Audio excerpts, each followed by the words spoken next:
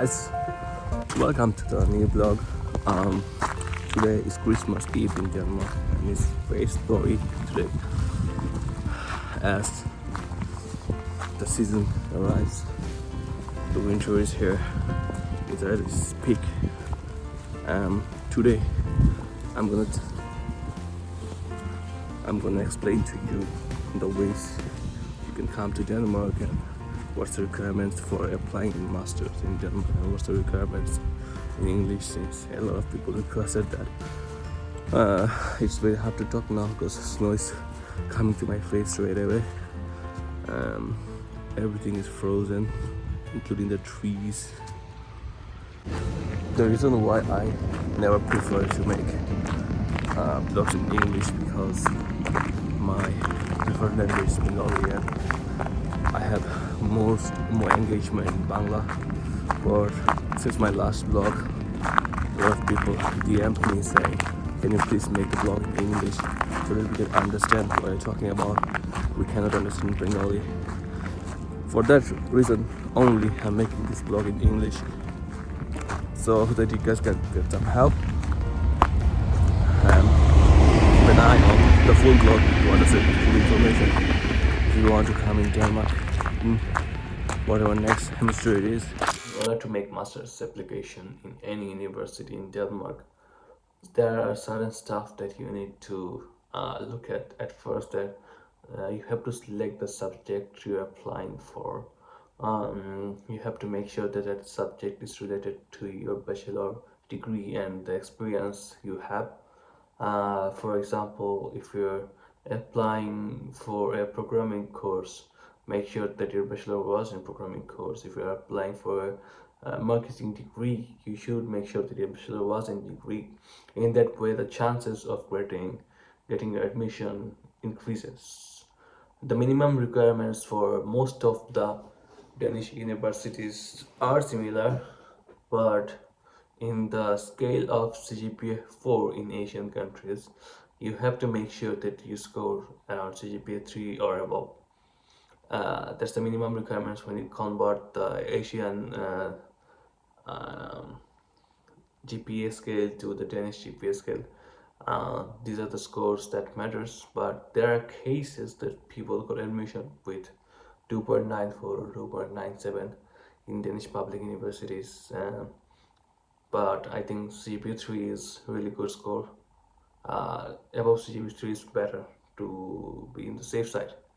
And secondly, you need to make sure that if you're applying for English language course, you need to score at least minimum 6.5 in Ielts.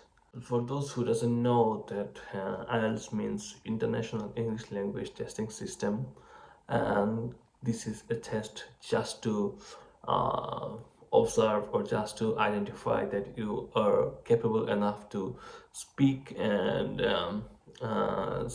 study in English. That's where IELTS comes, and you need to make sure that you have 6.5 overall score and minimum 6 in each band. A very good motivational letter, which is some people call statement of purpose.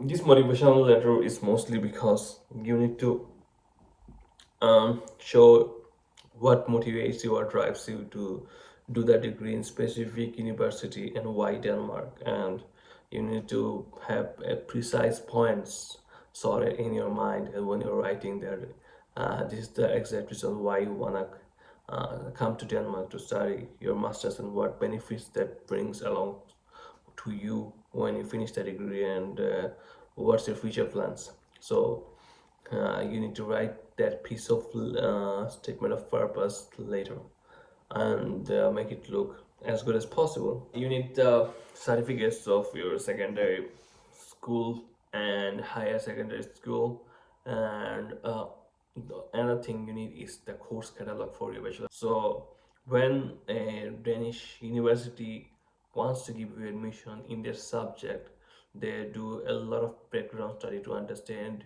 about your personality and what kind of student you are. So for that reason, they need the study catalogs to understand what kind of subject you have studied when you're doing your bachelor, how it's related to the master you're applying for. So you need the course catalog for it, and you need to make the application fees and wait for the decision. You can list down up to 3 subjects in most of the universities that you are applying for. You can prioritize, like you can pick 3 subjects and prioritize priority 1, priority 2, priority 3. In that way, if you are not considered for one subject, then automatically they will consider you for your second subject. And if you are not considered for the second subject, you will automatically be considered for the third subject. In that way, you have options still to get your admission letter in the university.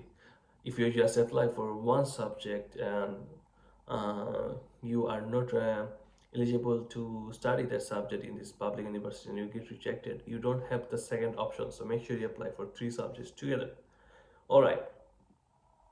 That being said, other requirements would include the immigration requirements. A lot of question comes. Many common question of them is that, do you need bank balance for coming to Denmark doing your masters? As far as I understand, in my country, there was no requirements of bank balance. You just need to pay the tuition fee of your first semester and need to prove to the immigration that you paid your first semester's tuition fee when you're applying for a visa. Now, things can be different based on different countries in the block account.